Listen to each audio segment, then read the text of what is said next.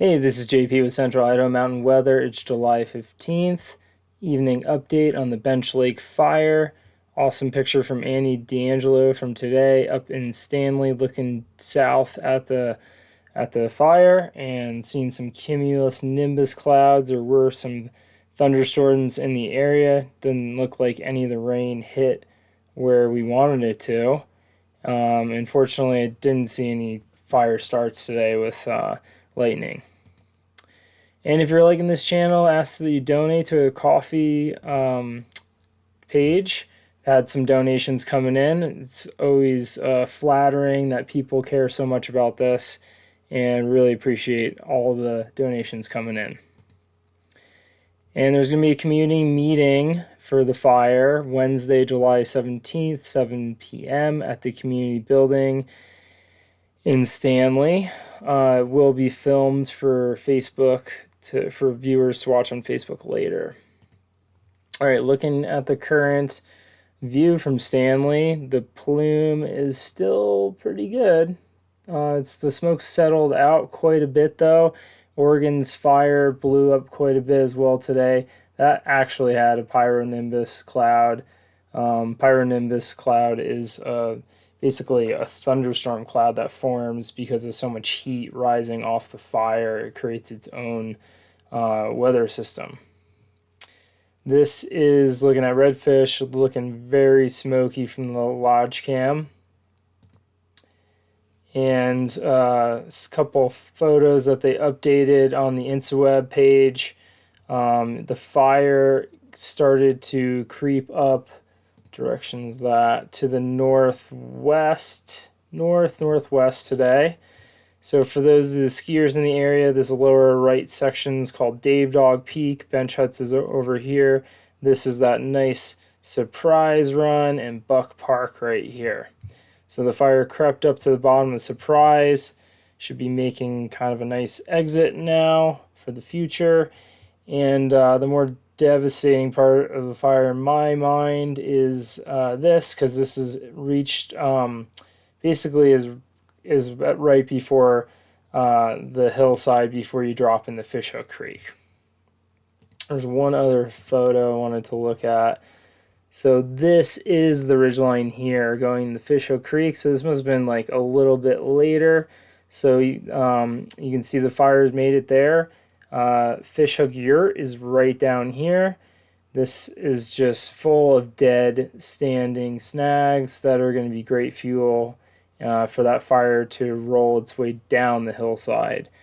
And I don't know a ton about fire, but I know going down the hillside with some wind will kind of help it fan out and get bigger.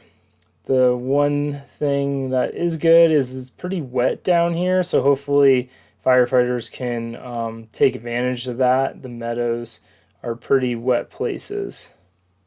It's actually kind of interesting to see there is something down there. I'm not really sure what that is. Might try to zoom in on that later. I don't know if that was some kind of man-made feature. All right, getting a little sidetracked here. Looking at growth today. So looking at hot spots, the hot spots in the area. This is from yesterday's growth. I've been trying to do different polygons for each day of the growth because I thought it'd be kind of interesting to see what's going on.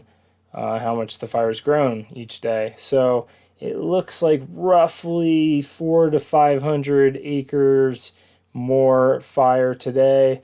That's a pretty rough guesstimate, but I actually was pretty close with my guess last night. I was pretty psyched about that. So we're up to the ridgeline here. Fishhook Yurt is sitting at the bottom of the valley here. And then we also have the other hut system. So that's this one. Fishhook Yurt is owned by Sun Valley Mountain Huts. Williams Yurt, as some skiers might know, is an awesome spot to ski. Lots of couloirs. That's owned by Sawtooth Mountain Guides. And that's up the hillside as well. So we got some backcountry huts in the line of fire. And of course, Redfish Lake lodge is still close by. I want to pull up something from Facebook. So this is from the Forest Service page. Crews were working on having sprinkler systems on the lawn, as well as hooking up around the area. Lawn's probably actually going to have a pretty good, it's probably going to actually recover pretty well from all the summer activities. Thought it was a little bit funny that the no pickleball sign's still standing there. The grass gets pretty beat up in the summertime if you haven't been there. So they're working on the lodge, getting that thing all prepped and ready for if the fire comes down that hillside. This is where I've been pulling my data from with the hotspots. It still looks like there's no hotspots on the moraine where Bench hut is, so that's a good sign. Haven't had confirmation since that photo from a couple days ago, so it's been a while. So smoke in the area. It's cleared out quite a bit since today. It was in orange and red up in Stanley area during the middle of the day, so that's unhealthy for orange is unhealthy for some, red is unhealthy for all people. And I wanted to pull up this satellite imagery. You can see the fire really blowing up in Oregon, this big plume of smoke. So that's probably eventually going to work its way over here. Let me try to stop this. And this is our fire right here, Redfish Lake. So that's kind of clearing out as the end of the day. We did have a bunch of thunderclouds roll through and have a couple of wetting rains here in Haley, but nothing over in the fire where we needed it. The weather we saw up at the closest weather station, we had wind gusts up to 20, so that definitely couldn't have helped too much. And relative humidity was under 20% today, and the winds were generally from the west, northwest, which doesn't really seem to matter too much because I think there's some localized funneling going on. All right, so that's kind of all I have. Not too much new stuff today, but just that new growth.